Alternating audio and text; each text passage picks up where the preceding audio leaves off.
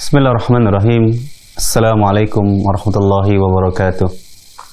Innal hamdalillah nahmaduhu wa nasta'inuhu wa nastaghfiruh wa na'udzu billahi min shururi anfusina wa min sayyiati a'malina man yahdihillahu fala mudilla lahu wa may yudlil fala hadiyalah. Wa asyhadu an la ilaha illallah wahdahu la syarika lah wa asyhadu anna nabiyyana Muhammadan abduhu wa rasuluh la nabiyya ba'dah.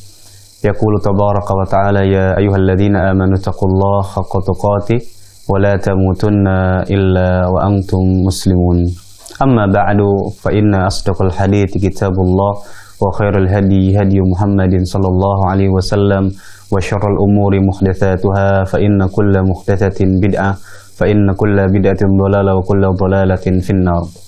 Alhamdulillah, apa kabar para pemirsa Hasan TV dimanapun Anda berada? Senang sekali di pagi hari ini, yakni hari Rabu, kami menemani Anda dalam program kajian rutin yang disiarkan secara langsung dari studio Ahsan TV yang diasuh oleh guru kita Ustaz Nafi Zainuddin hafizahullah ta'ala. Adapun pembahasan kita masih seputar tentang fikih tarbiyah, dan insyaallah ta'ala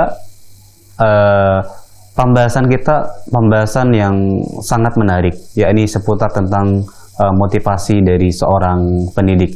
Dan seperti biasa juga kami mengundang Anda di segmen soal jawab untuk bisa bergabung interaktif. Bagi Anda yang bertanya secara langsung, kami persilakan untuk bisa menghubungi kami di nomor 0811 900 7912. Dan Anda juga bisa bertanya melalui layanan pesan singkat di nomor 0811 900 7913. Kami persilakan Anda untuk bisa mencatat atau menghubungi nomor di bawah ini. Insyaallah ta'ala kita nanti akan mendengarkan penjelasan dari Ustadz. Dan alhamdulillah kita telah terhubung dengan Ustadz dari kediaman beliau di Temanggung. Sebelum Ustadz memulai pembahasan, kita sapa beliau terlebih dahulu. Assalamualaikum warahmatullahi wabarakatuh Ustadz. Waalaikumsalam warahmatullahi wabarakatuh. Ustadz, gimana kabar antum dan keluarga di Temanggung Ustadz? Alhamdulillah kami sehat-sehat dalam kondisi baik. Semoga di studio juga. Ya, barakallahu fikum. Amin, amin. Barakallahu fikum. Jazakumullahu khairan. Kami persilakan kepada Ustadz untuk menjelaskan pembahasan di pagi hari ini. Falyatafaddal masykuran.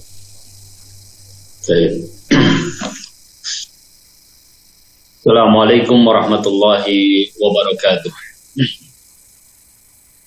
Innal hamdalillah nahmaduhu wa nasta'inuhu wa nastaghfiruh wa na'udzu billahi min shururi anfusina wa sayyiati a'malina. Man yahdihillahu fala mudilla lahu wa man yudlilhu fala hadiya lahu. Asyhadu an la ilaha illallah la syarika lahu wa asyhadu anna Muhammadan 'abduhu wa rasuluh. يقول الله تعالى يا أيها الذين آمنوا اتقوا الله حق تقاته ولا تموتن إلا وأنتم مسلمون. يا أيها الناس اتقوا ربكم الذي خلقكم من نفس واحدة وخلق منها زوجها رجالا كثيرا ونساء واتقوا الله الذي تساءلون به والأرحام إن الله كان عليكم رقيبا.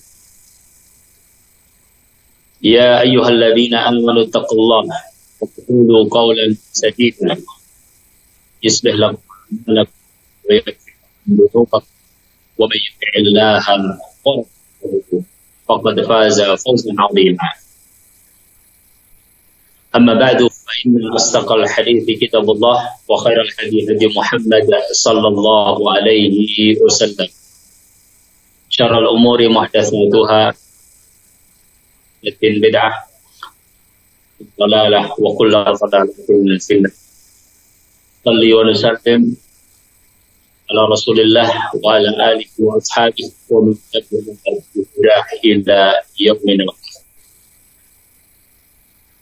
Pemirsa dimanapun Anda berada, bahasan kita pada kajian tarbiyah kali ini adalah kata motivasi.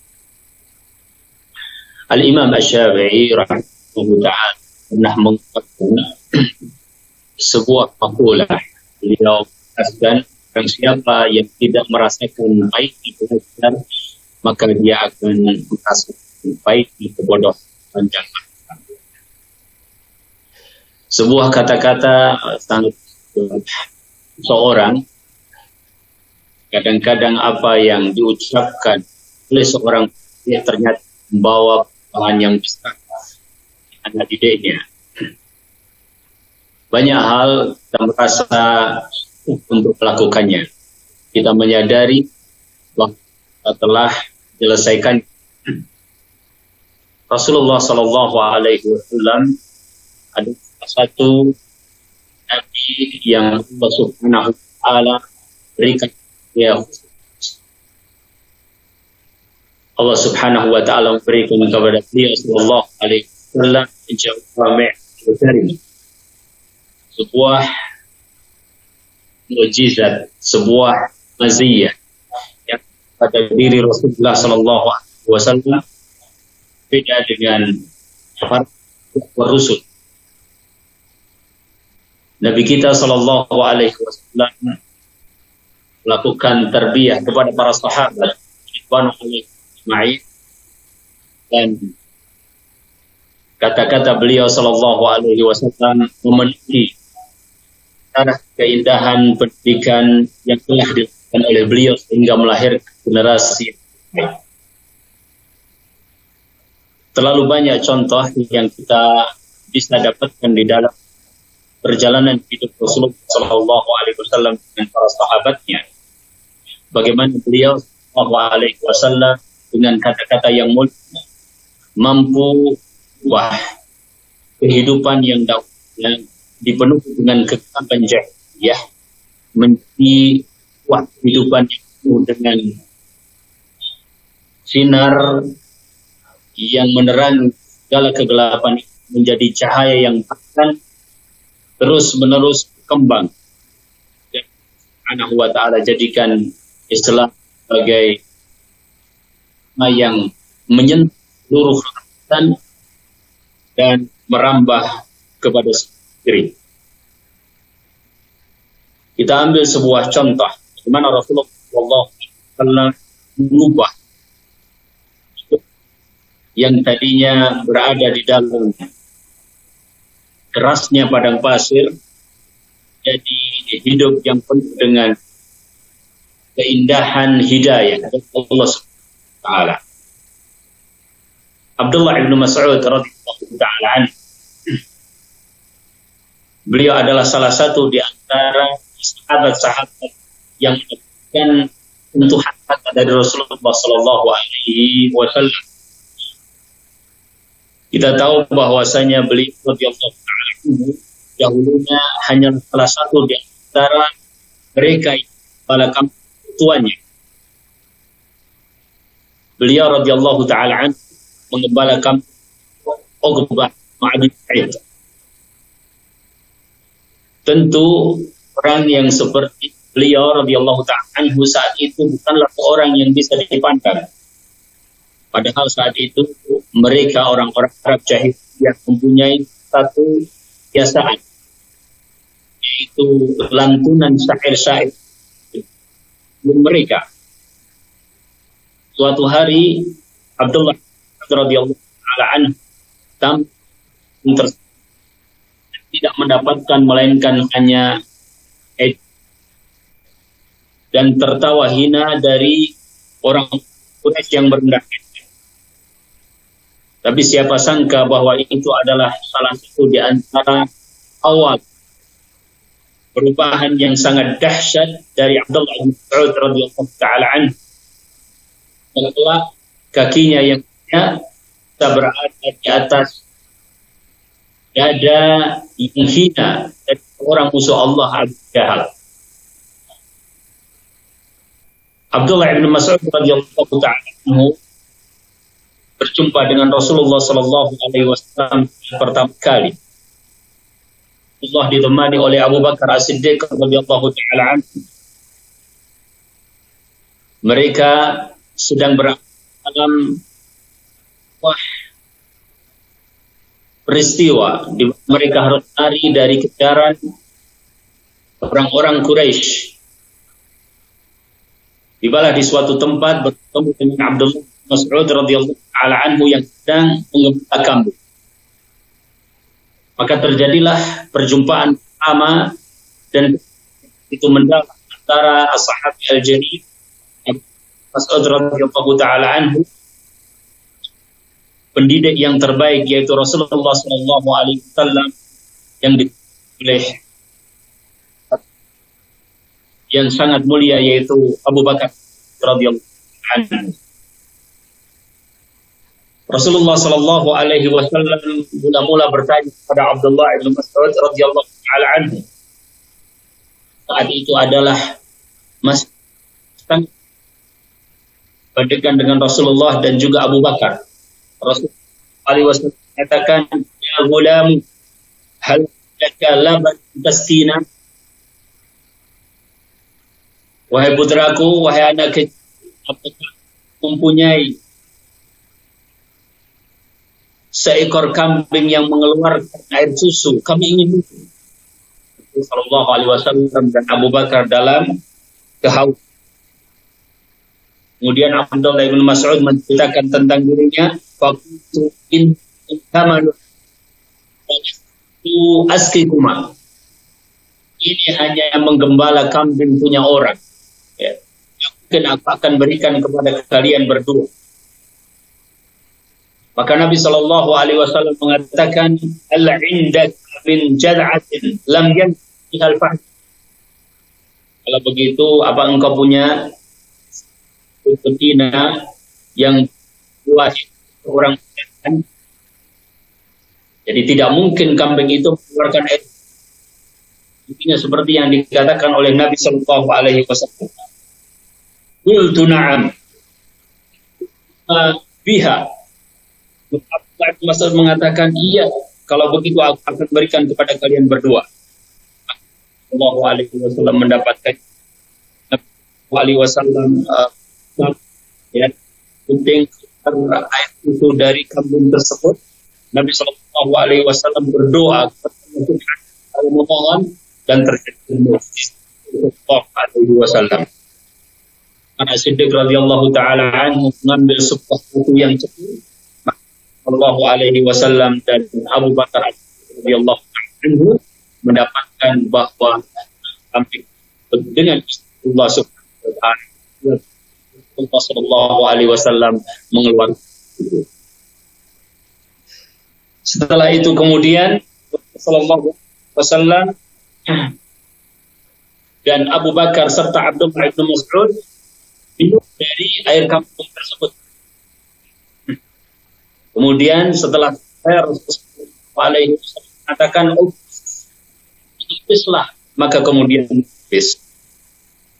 Kejadian yang membuat Abdullah bin Mas'ud merasa takjub dan tentang Rasulullah Sallallahu Alaihi Wasallam dan Abu Bakar.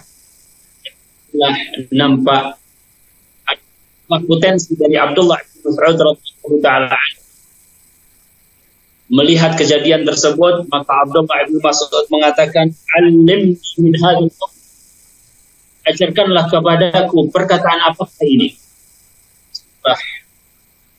Muncul hidayah yang Allah Subhanahu wa taala hendaki untuk Abdullah bin Mas'ud radhiyallahu taala anhu. Di balik cerita itu, wah, faedah tarbawiyah, sebuah kata-kata motivasi yang sangat membuka setelah permintaan Abdullah bin Mas'ud radhiyallahu anhu kepada Rasulullah sallallahu alaihi wasallam. Rasul sallallahu alaihi wasallam ketika mendapatkan Abdullah berkata demikian, keluarlah sebuah kata-kata dari yang benar-benar membuat perubahan pada diri Abdullah bin Mas'ud radhiyallahu anhu. Perkataan Nabi Sallallahu Alaihi Wasallam, "Innaka ghulam mu'allam." Sesungguhnya adalah terpelajar. Kata-kata ini membuat sebuah perubahan pada diri Abdullah bin Mas'ud. Sejak perjumpaan yang barakah itu, Mas'ud menggunakan sisa-sisa waktunya untuk datang kepada Rasulullah Sallallahu Alaihi Wasallam dan hidayah yang Allah Subhanahu wa taala karuniakan kepada Nabi sallallahu alaihi wasallam. Pemirsa yang dirahmati Allah, ketika Abdullah bin Mas'ud di panggung musyrik membacakan syair mereka di masa jahiliyah, Abdullah bin Mas'ud membacakan surat Al-Fatihah,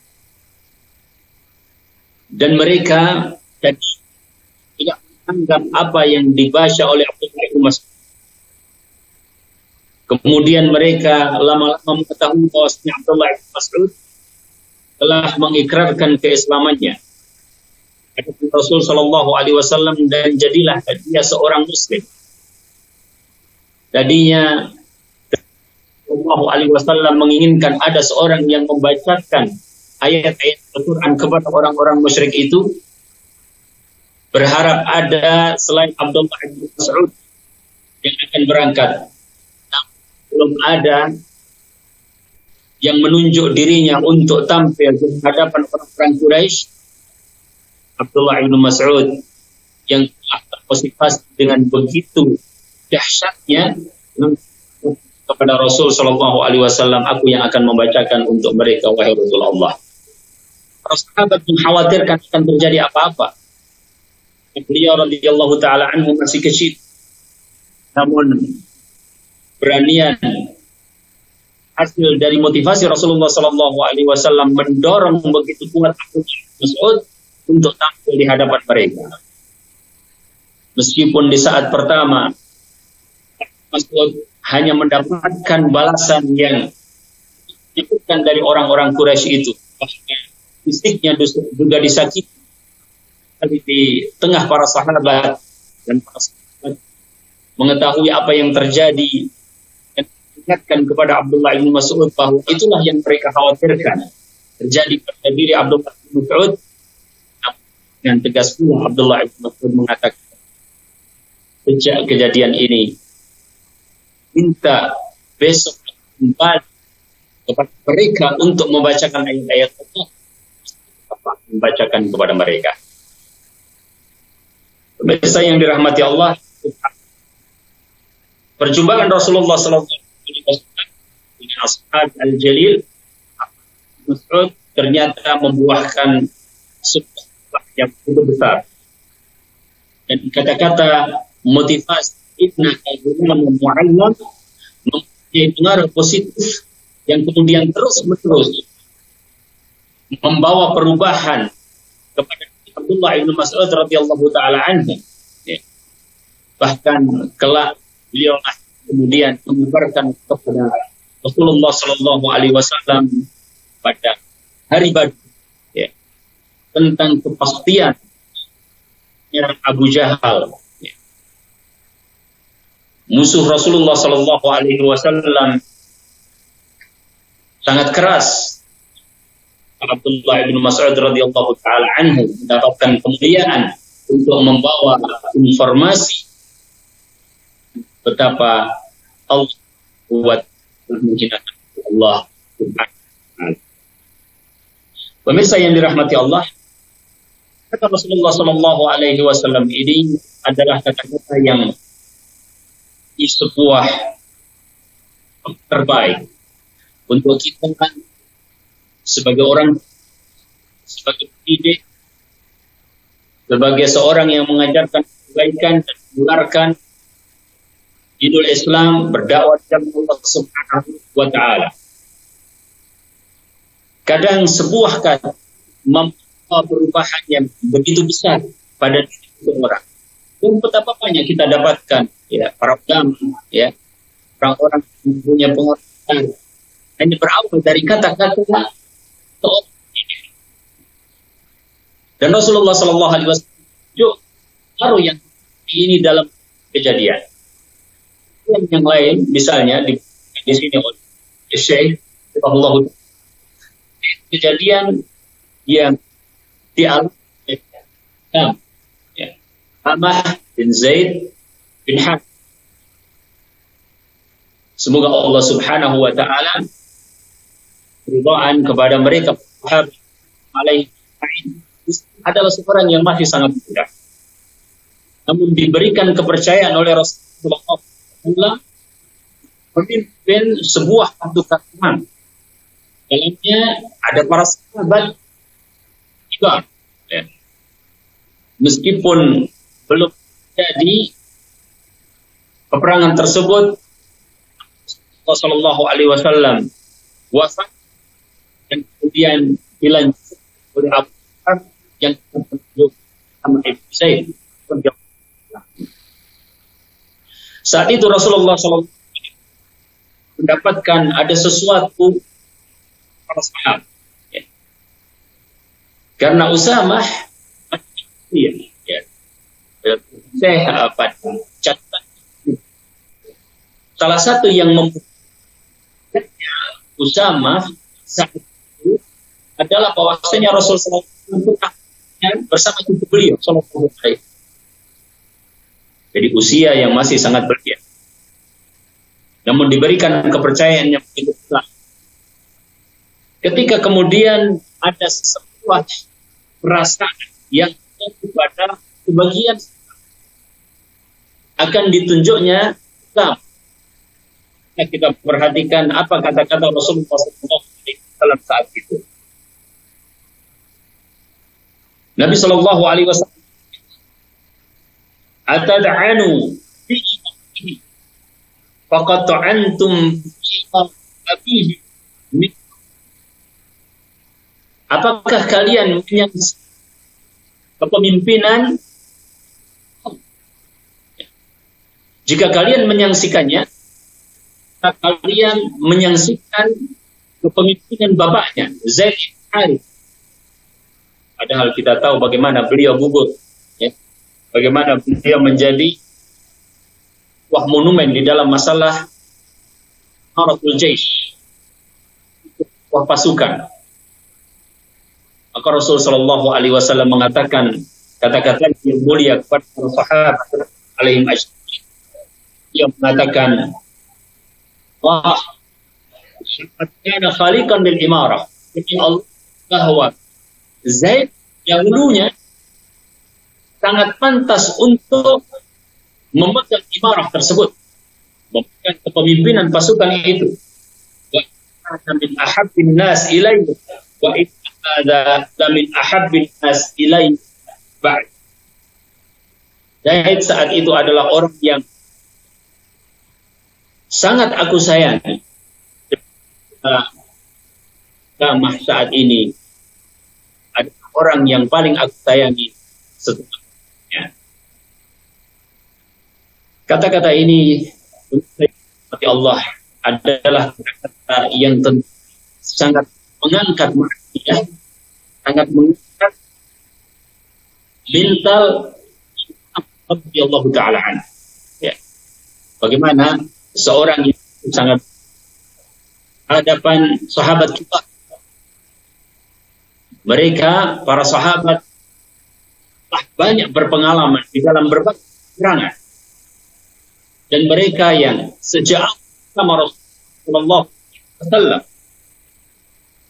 Dan mereka memang sahabat yang sangat utama. Apalagi di antara mereka ada sahabat-sahabat yang benar-benar ya, merupakan manusia-manusia terbaik setelah Rasulullah SAW. Demikian Rasul Sallallahu Alaihi Wasallam. Tentunya dengan bimbingan wahyu dan juga ada pembelajaran untuk umat ini Usama bin Zaid dan mendapatkan satu pendidikan tertentu, keluarlah kata-kata motivasi yang sangat mulia dari Nabi kita Sallallahu Alaihi Wasallam. Pemirsa yang dirahmati Allah, hal-hal yang demikian ini kemudian membudaya para sahabat. Ya.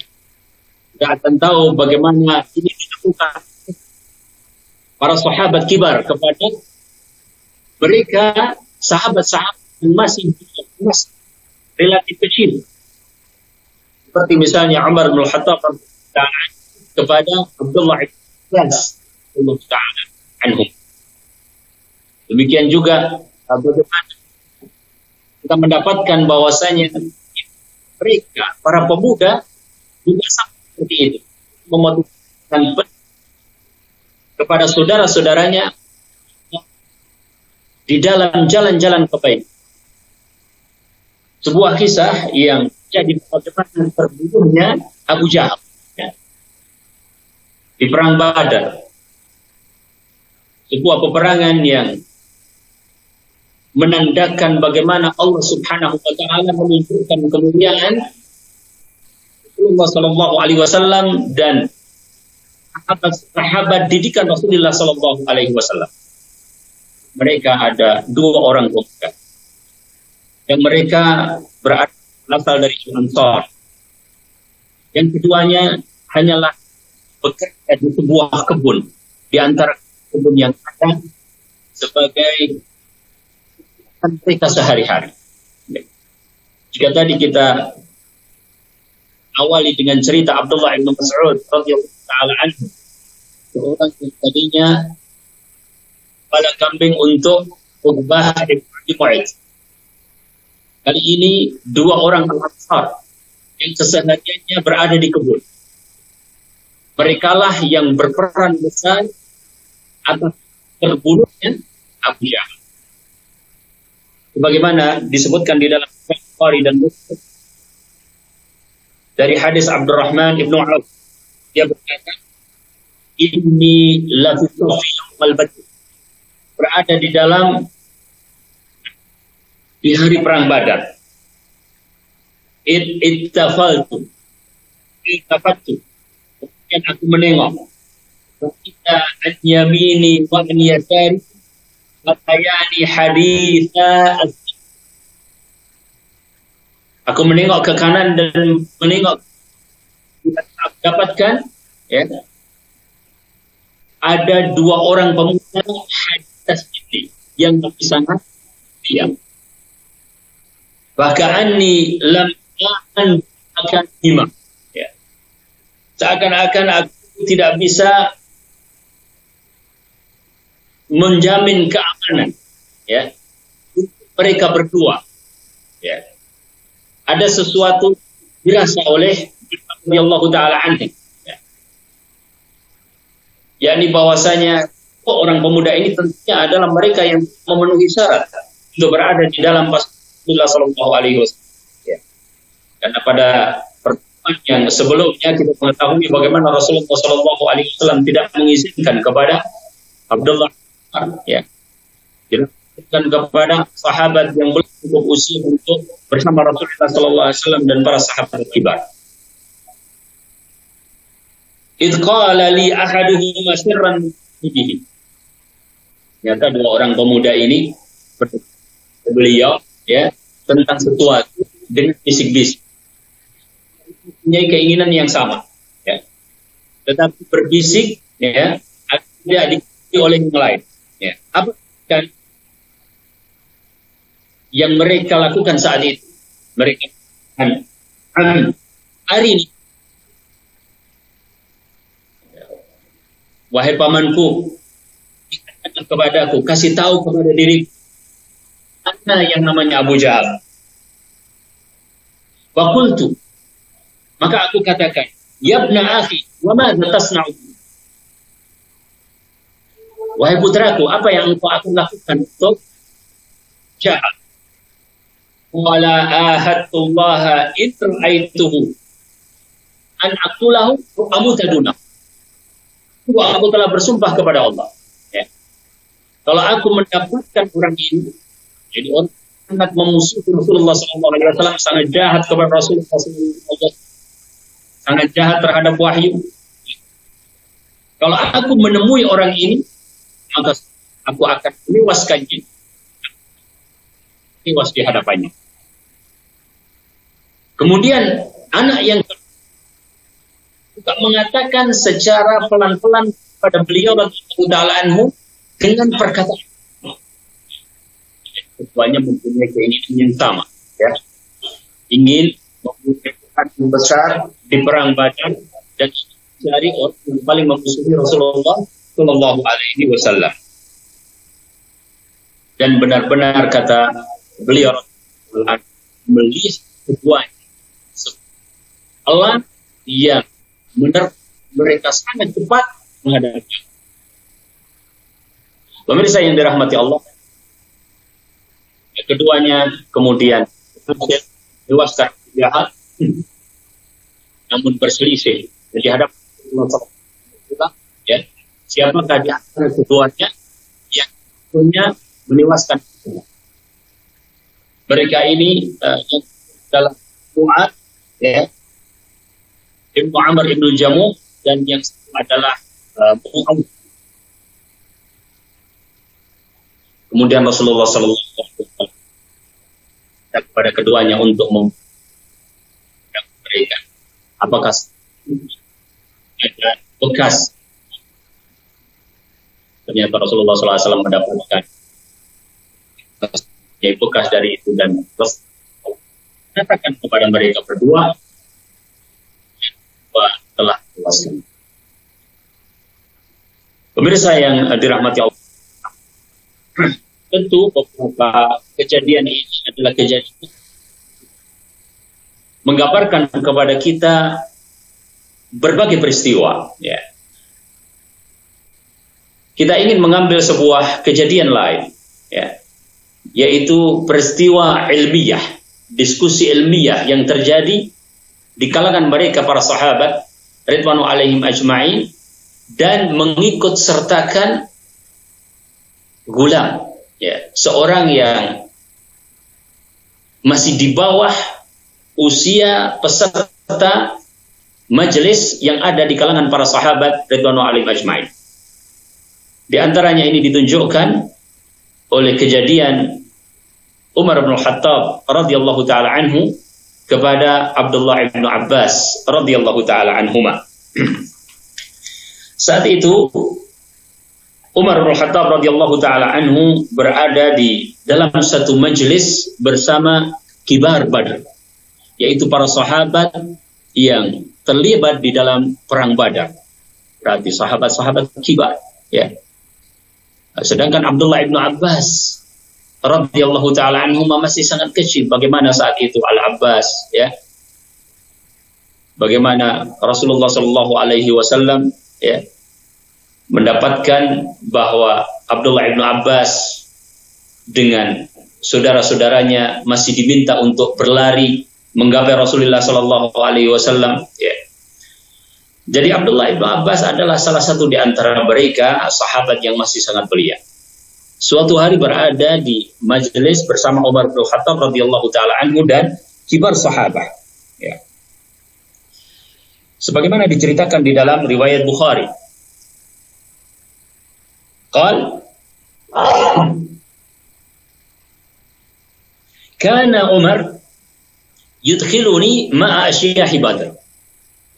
Umar bin Khattab radhiyallahu taala anhu memasukkan aku bersama asyiyah Badar, ya, orang-orang yang sudah cukup usia dan mereka menyaksikan peperangan Badar.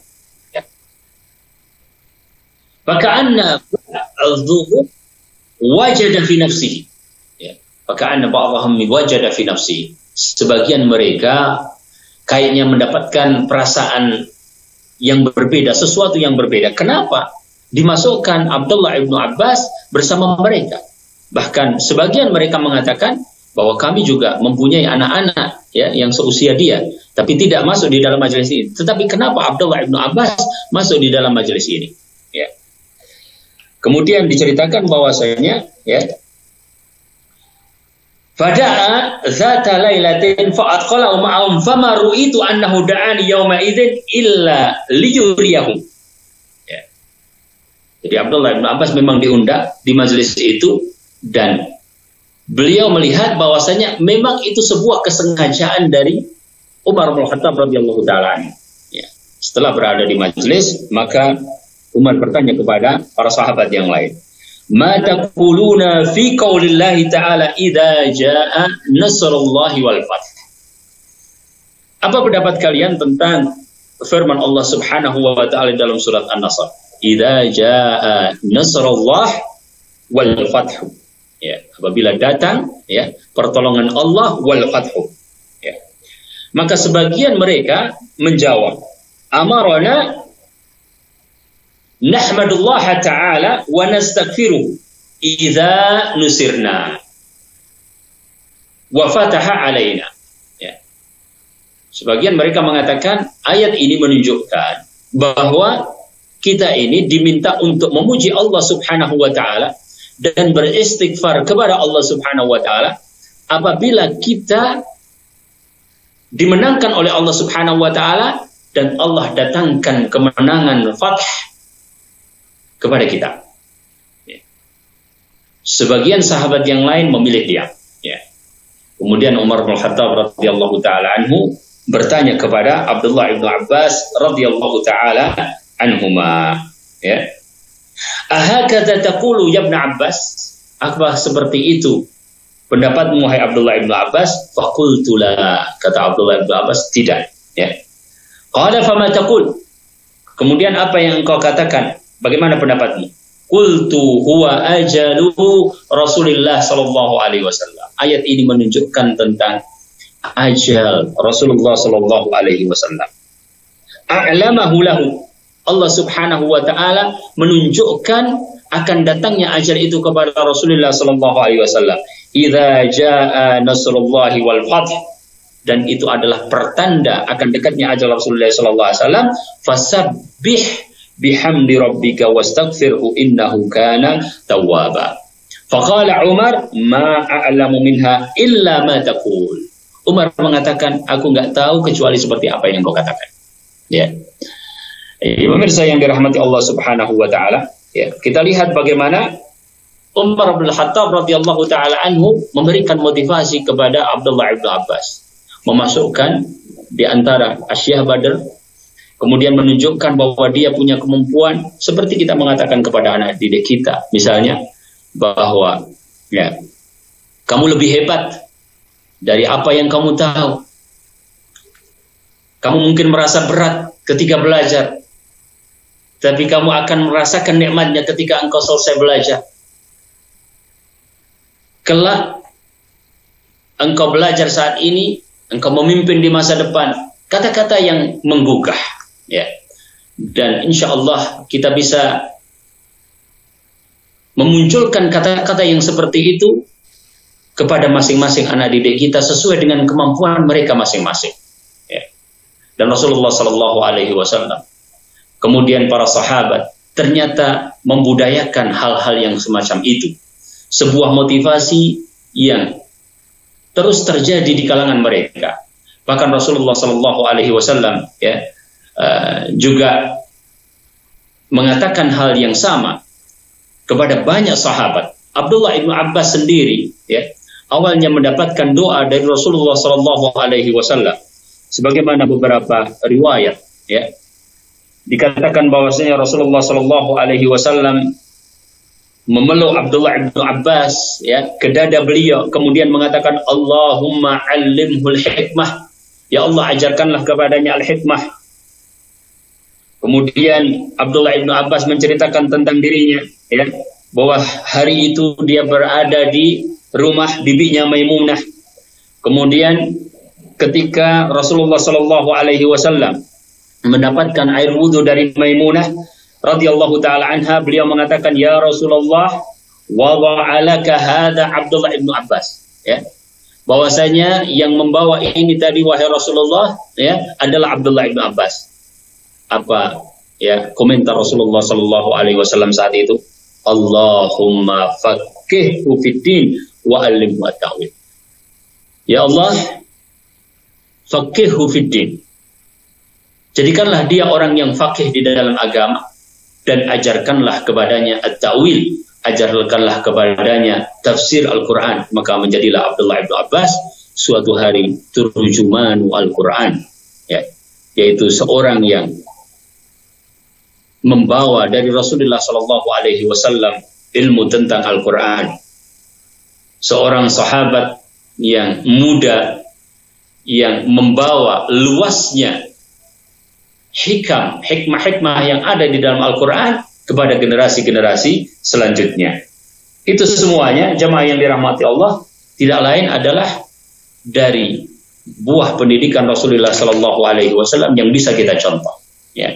Dan mulianya kata-kata Rasulullah Shallallahu Alaihi Wasallam yang kita dapatkan, ya, sebagaimana Rasulullah Shallallahu Alaihi Wasallam selalu memberikan itu kepada para sahabat ridwanu alaihim ajma'in, ya. Maka kata-kata yang seperti ini adalah merupakan kata-kata yang bisa kita biasakan, ya, yang kemudian menjadikan seseorang, ya, bisa merubah, ya, dengan arah yang barangkali dia tidak sangka, ya. Selain Abdullah ibnu Abbas, Abdullah ibnu Umar sendiri mendapatkan dari bapaknya Umar bin Khattab radhiyallahu taala, ya. Kita tahu cerita bagaimana, ya, ketika Abdullah ibnu Umar juga berada di dalam majelis kibar sahabat, ya, yang kemudian Rasulullah Shallallahu Alaihi Wasallam memberikan sebuah pertanyaan yang tidak terjawab oleh para sahabat, ya, tentang permisalan seorang mukmin. Kemudian Rasulullah SAW mengabarkan bahwasanya hiyan nakhlah, bahwa itu adalah pohon kurma. Abdullah ibnu Umar tatkala dalam perjalanan pulang berkata kepada bapaknya Umar, ya, bahwa tadi sebenarnya aku mengetahui dan aku ingin mengatakannya.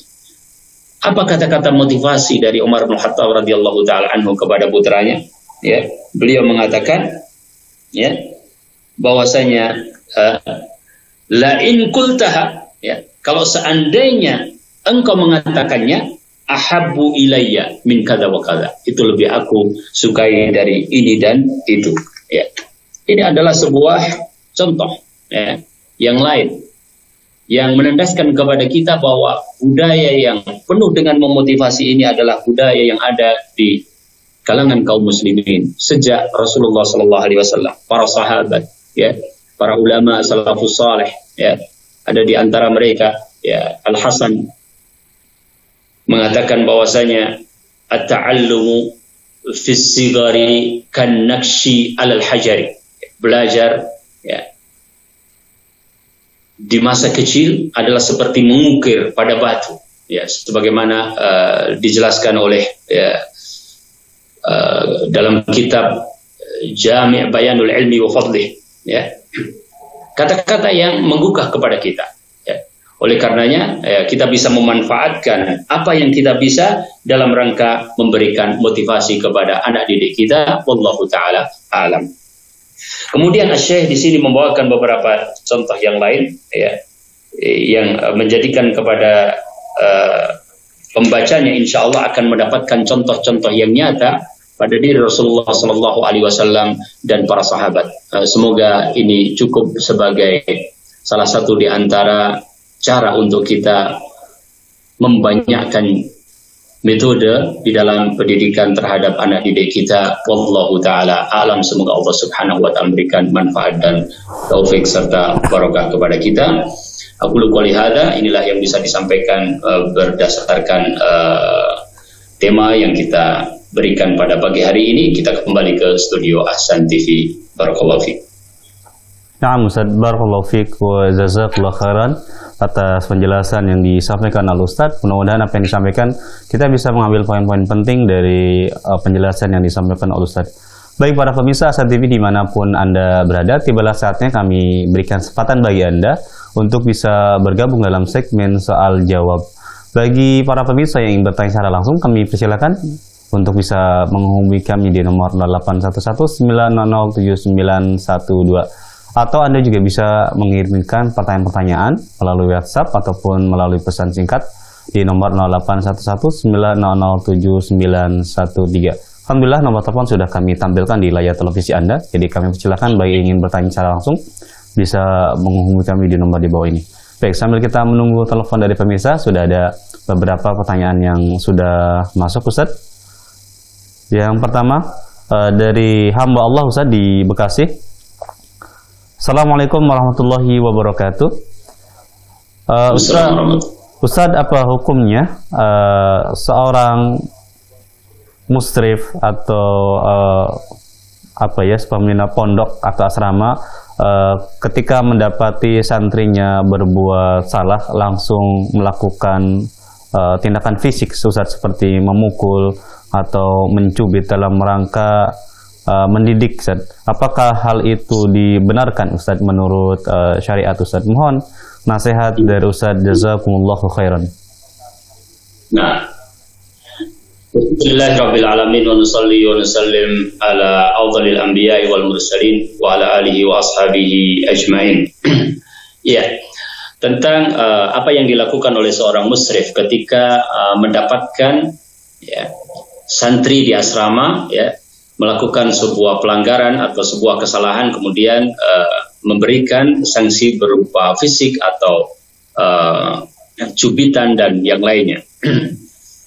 Pertama, wallahu ta'ala alam, bahwa sistem pendidikan semacam pesantren adalah sistem yang insya Allah merupakan salah satu di antara sistem yang terbaik. Ya. Namun kebaikan sebuah sistem tentunya tergantung kepada banyak hal, ya, kepada manajemen, kepada SDM, ya, kepada faktor-faktor yang lain. Nah, di antaranya adalah sistem kepengasuhan. Ya. Makanya kepengasuhan adalah salah satu di antara ruh yang terpenting dalam kehidupan pesantren. Wallahu ta'ala alam. Ya. Oleh karenanya perlu kita memperhatikan masalah kemusyrifan ini, baik dari sisi perekrutan ataupun pendidikan berkelanjutan untuk para musyrif. Ya. Tentu musyrif bukanlah pengganti orang tua, ya, karena musyrif hanya bisa menjalankan sebagian dari peran orang tua dan tugas-tugas yang dibebankan oleh sebuah lembaga pendidikan semacam pesantren. Namun semakin baik kita melakukan rekrutmen terhadap musyrif, ya, maka akan semakin baik pula kepengasuhan di sebuah pesantren biidznillah ta'ala. Ya. Nah, apabila sebuah pesantren mempunyai perhatian yang mendalam, misalnya terhadap SDM untuk kegiatan belajar mengajar di pagi hari, semestinya dia juga mempunyai perhatian yang sama atau bahkan lebih besar untuk rekrutmen terhadap musyrif demi kegiatan di luar kegiatan belajar mengajar di pagi hari. Sebab waktu-waktu di luar KBM itu justru merupakan waktu-waktu pembinaan karakter yang insya Allah akan sangat berpengaruh kepada perkembangan kepribadian anak. Kemudian yang kedua berkaitan dengan sanksi atau hukuman. Ya. Diberlakukannya sebuah sanksi atau hukuman tidak lain adalah dengan maksud untuk membuat sebuah perubahan, ya, pada anak, ya, dari sesuatu yang tidak baik kepada yang baik, dari sesuatu yang kurang baik kepada sesuatu yang lebih baik. Ya. Oleh karenanya sanksi ini adalah sanksi yang harus edukatif, yaitu yang memberikan pendidikan. Ya. Bahkan memaksa saja kadang-kadang memberikan efek yang tidak baik. Ya. Salah satu yang ada hubungannya dengan tema kita pada hari ini adalah motivasi. Ya. Menyadarkan dan memotivasi adalah salah satu hal yang insya Allah lebih efektif untuk melakukan perubahan itu. Meskipun perubahan itu tidak kita lihat dalam sekejap mata, akan tetapi apa yang ada di dalam hati seseorang yang kemudian menjadi kekuatan untuk melakukan perubahan, itulah yang kita maksudkan dengan sanksi yang edukatif tadi. Ya. Dan pukulan atau fisik atau hal yang sejenisnya sesungguhnya merupakan alternatif yang terakhir dari berbagai bentuk sanksi. Ya. Sebagaimana Rasulullah SAW mengisyaratkan muru auladakum bis-salati wa hum sab'u sinin wadribuhum 'alaiha wa hum asyru sinin atau kama qala sallallahu alaihi wasallam. Perintahkanlah anak-anakmu untuk salat, ya, pada usia 7 tahun dan pukullah pada usia 10 tahun. Berarti yang pertama kali dilakukan adalah memotivasi, memberikan pembiasaan, ya, mendorong, ya, dengan kata-kata, ya, dan seterusnya hingga yang terakhir barulah fadribuhum 'alaiha. Kenapa kita jadikan ini sebagai terakhir? Karena disebutkan juga oleh para fuqaha, ya, dengan syarat-syarat tertentu masalah pukulan dan seterusnya ini, dan insya Allah saya pernah bahas dalam salah satu pertemuan kajian tarbiyah, ya. Nah, berarti kalau itu dijadikan sebagai alternatif yang pertama, tentu bisa kita katakan itu adalah sebuah kekeliruan yang perlu diperbaiki, ya.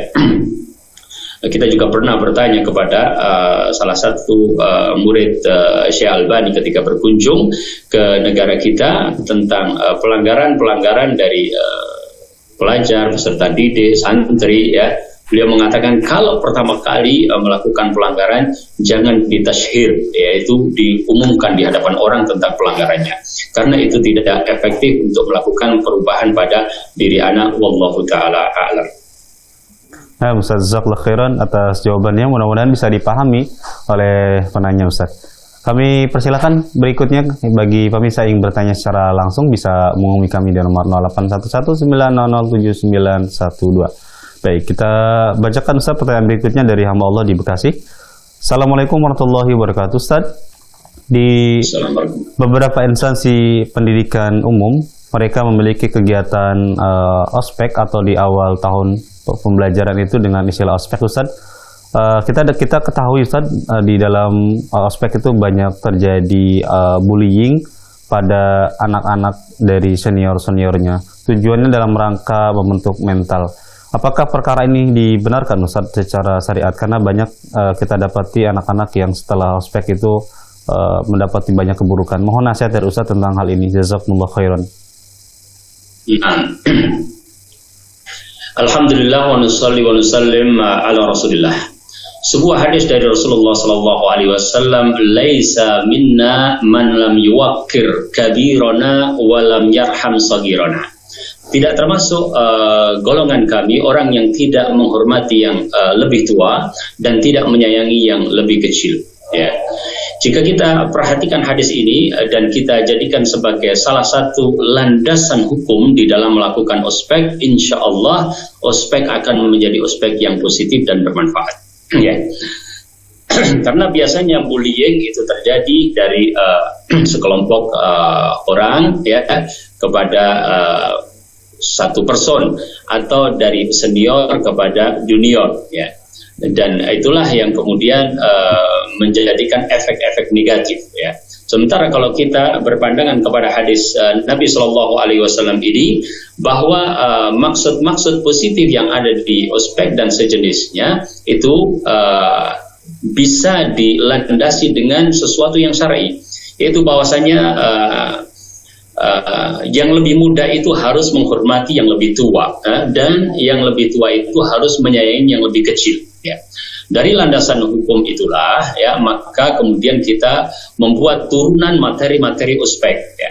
Materi-materi ospek ini bisa kita bedakan menjadi beberapa materi yang pada akhirnya adalah membantu di dalam pendidikan. Karena ospek semacam muqaddimah terhadap proses belajar mengajar, dan awal, ya, pembelajaran itu sangat memberikan kesan pembelajaran berikutnya.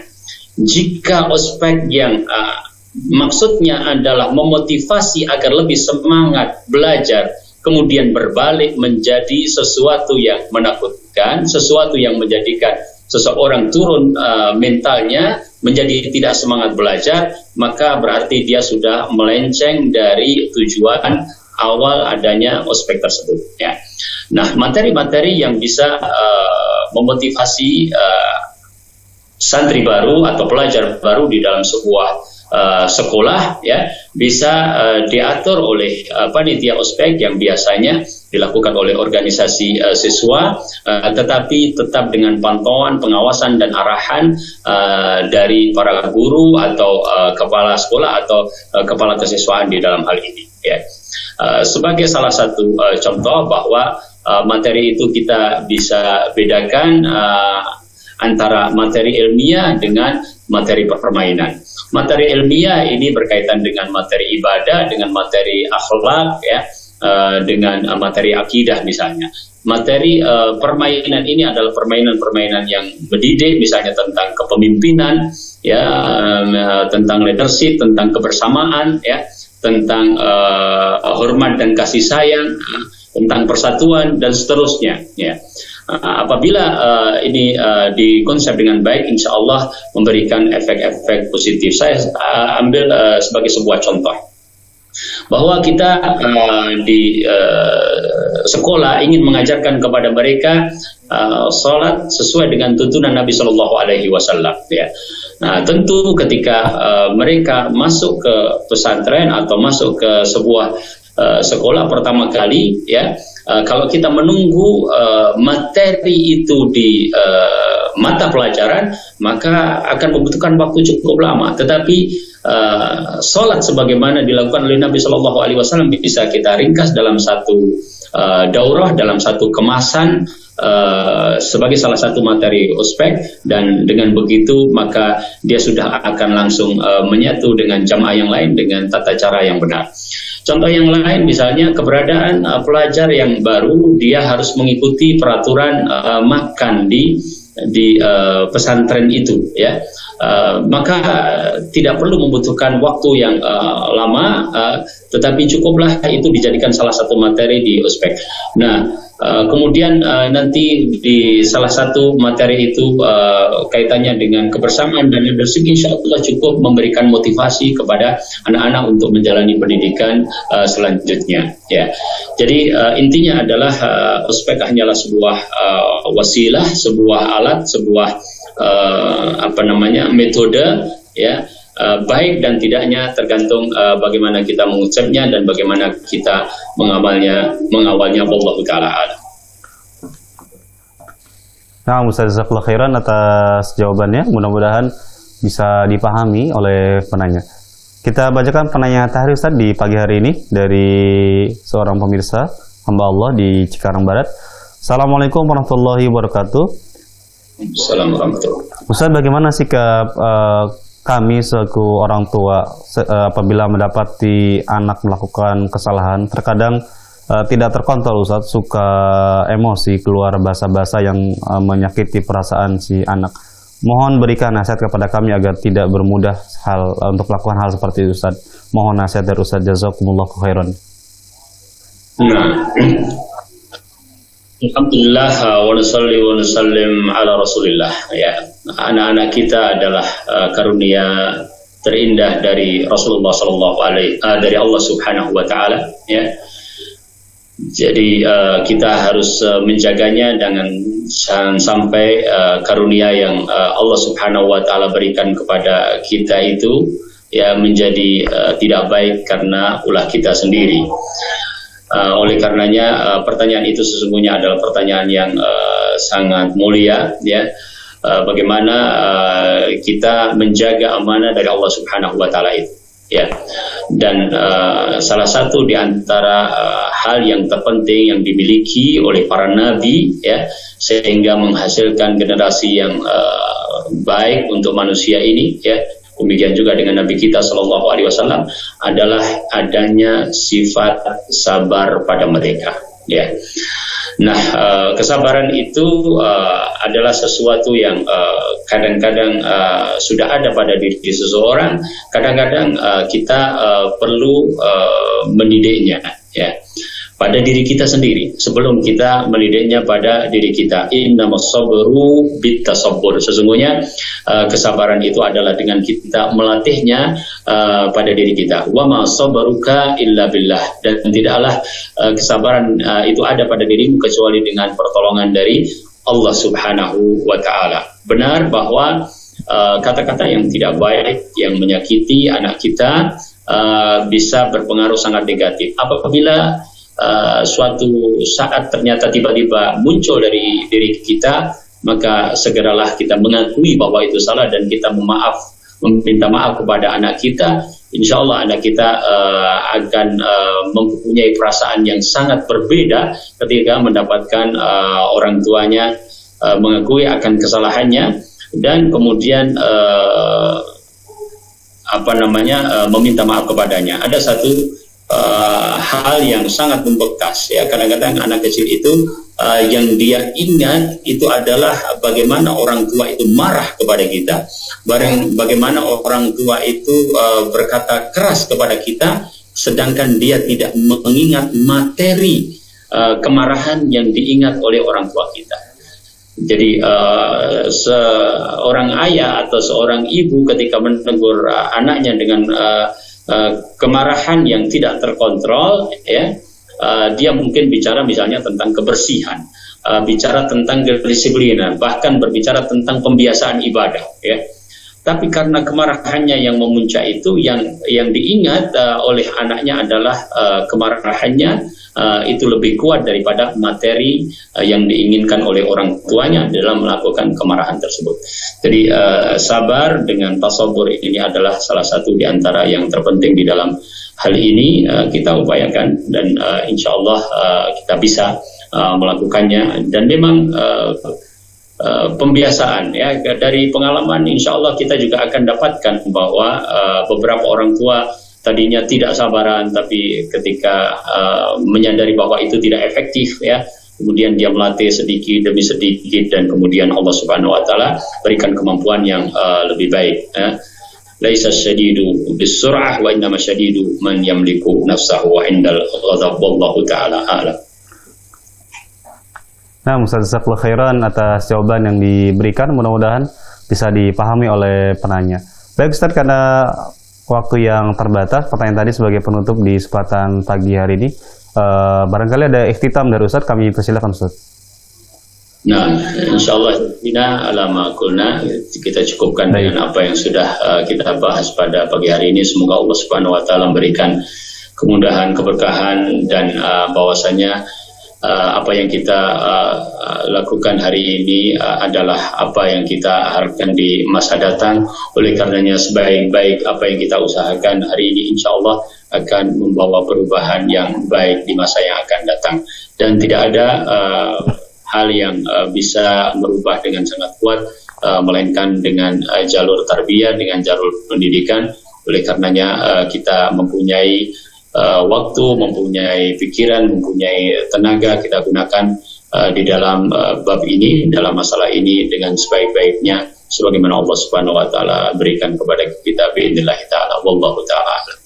Naam, barakallahu fiik wa jazakallahu khairan atas nasihat-nasihat yang disampaikan oleh Ustaz. Mudah-mudahan kita bisa mengambil faedah penting dari apa yang diberikan oleh beliau.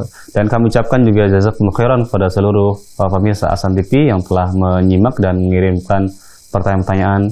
Semoga Allah Subhanahu wa taala memberikan kita semua ilmu yang bermanfaat. Baik, izinkan kami atas nama kru yang bertugas di kesempatan pagi hari ini, sebelum kami undur diri, kami senantiasa selalu mengingatkan kepada seluruh pemirsa dimanapun Anda berada untuk senantiasa menjaga protokol kesehatan. Karena sekali lagi, pandemi ini belum berakhir, masih banyak saudara-saudara kita yang masih terkena wabah COVID-19. Kita doakan semoga Allah Subhanahu wa taala segera mengangkat wabah ini, dan semoga Allah Subhanahu wa taala memberikan kesabaran bagi saudara-saudara kita yang sedang diberikan ujian sakit. Maka senantiasa kita mohon kepada Allah Subhanahu wa taala, kita membuat istighfar dan banyak bersedekah. Semoga Allah Subhanahu wa taala sekali lagi segera mengangkat wabah ini. Maka kita tutup majelis ini dengan doa kafaratul majelis. Subhanakallahumma wa bihamdika asyhadu an la ilaha illa anta astaghfiruka wa atubu ilaik. Assalamualaikum warahmatullahi wabarakatuh.